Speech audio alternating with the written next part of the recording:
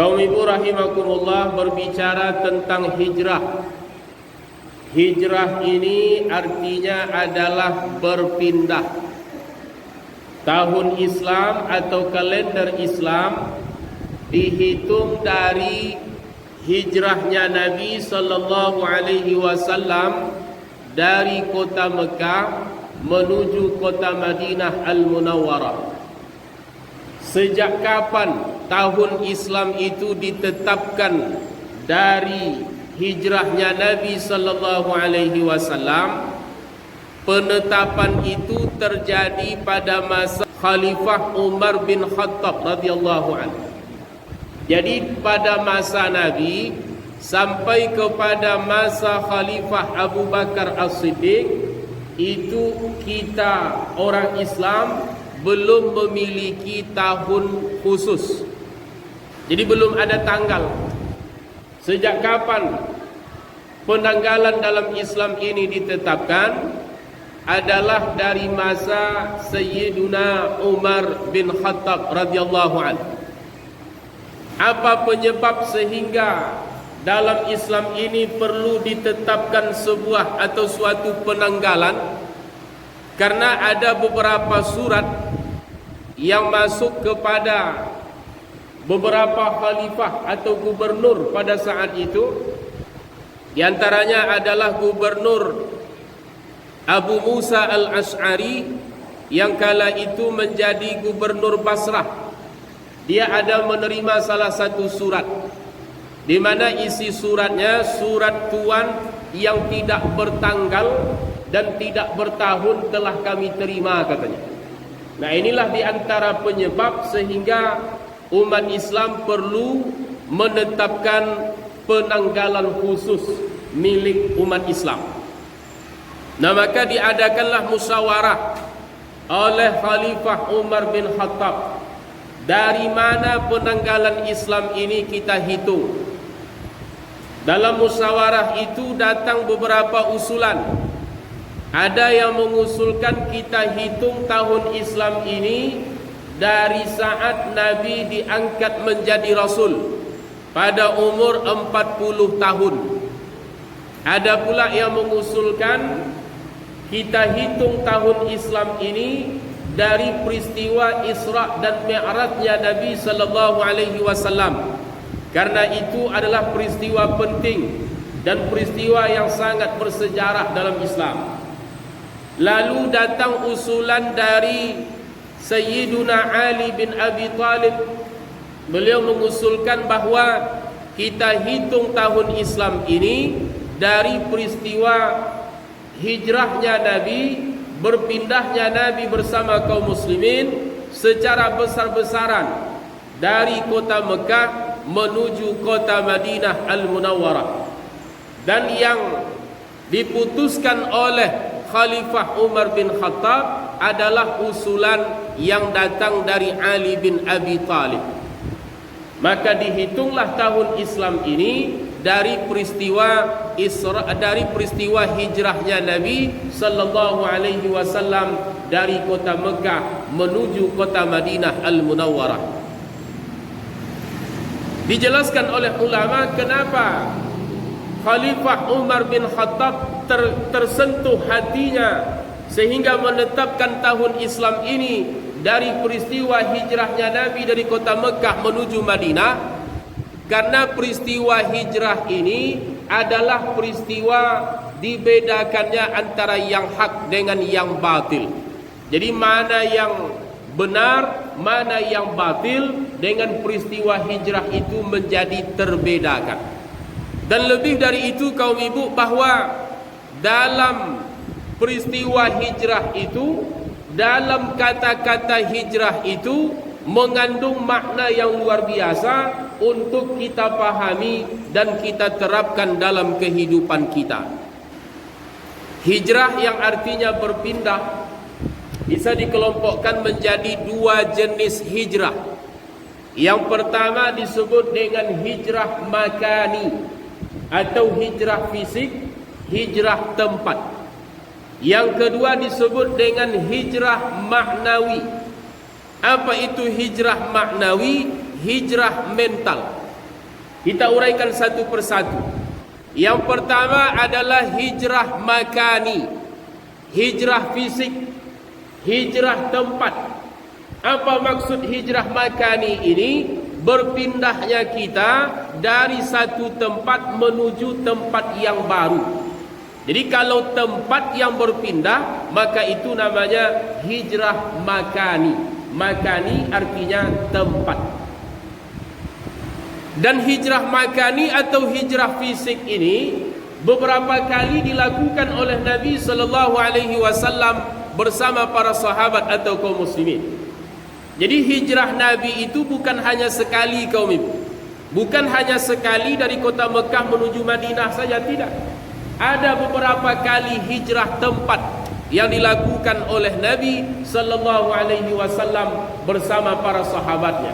Nabi tinggalkan kota Mekah menuju tempat yang baru. Pernah Nabi hijrah dari Mekah ke Taif, pernah Nabi hijrah dari Mekah ke Habsyah dan lain sebagainya. Nah, berpindah tempat seperti inilah yang disebut dengan hijrah makani. Kenapa Nabi sallallahu alaihi wasallam pada akhirnya melakukan hijrah besar-besaran, meninggalkan kota Mekah menuju kota Madinah Al-Munawwarah?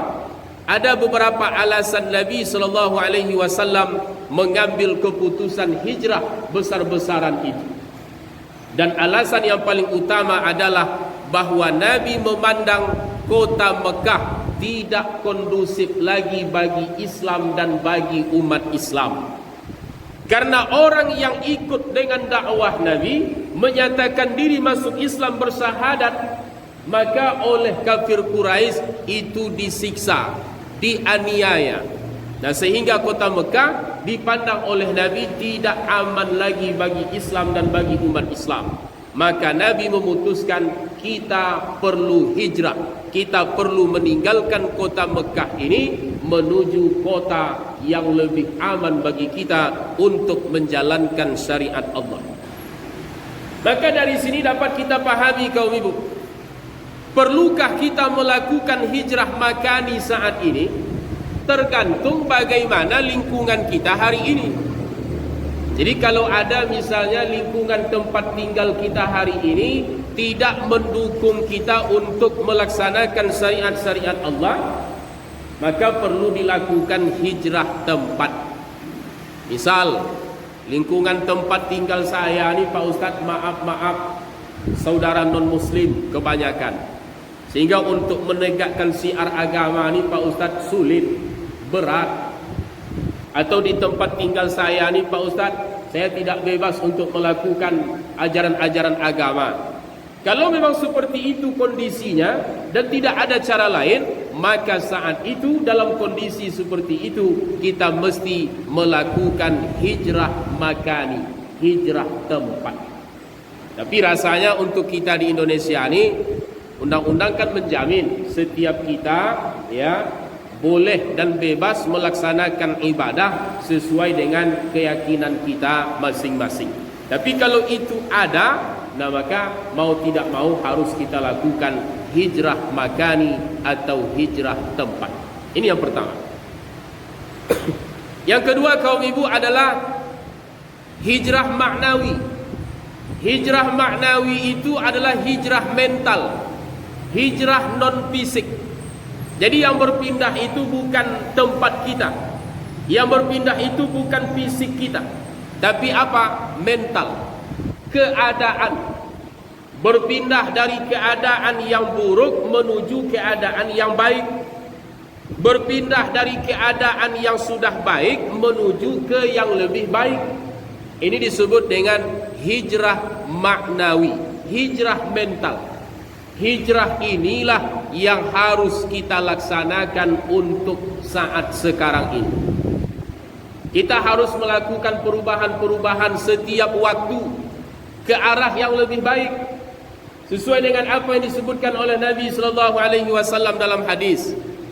Orang yang hari ininya sama dengan hari semalamnya, atau tahun sekarangnya sama dengan tahun sebelumnya, ini adalah orang yang rugi. Jadi kalau sama, hari ini dengan semalam sama, tak ada peningkatan. Ini kata Nabi tergolong orang yang rugi. Kadang kita sudah bangga tu, Pak Ustaz, saya walaupun tak ada peningkatan, tak ada kemajuan, tapi insya Allah saya berjalan di tempat, Pak Ustaz, bertahan saya. Sudah bangga kita kadang. Ini belum patut bangga, karena yang berjalan di tempat itu, ini kata Nabi masih tergolong rugi.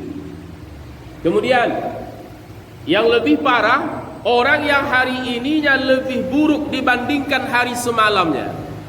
Ya, semalam ada prestasi dalam takwanya, dalam amalnya. Hari ini menurun. Berarti hari ini lebih buruk dari hari kemarin. Ini tidak hanya rugi, tapi celaka. Yang beruntung itu yang bagaimana? Orang yang hari ininya lebih baik dari hari semalam. Ini artinya apa kaum ibu? Bahwa perubahan atau peningkatan ke arah yang lebih baik mesti kita lakukan dari waktu ke waktu. Kenapa disebutkan oleh Nabi SAW orang yang hari ininya sama dengan kemarinnya adalah orang yang merugi? Karena ini termasuk orang yang tidak memanfaatkan waktu dengan baik. Allah berikan lagi kesempatan, kok tidak ada kemajuan, kan begitu? Padahal waktu ini adalah sesuatu yang perlu kita perhatikan dan kita gunakan dengan baik. Jangan sampai ada waktu yang terbuang sia-sia.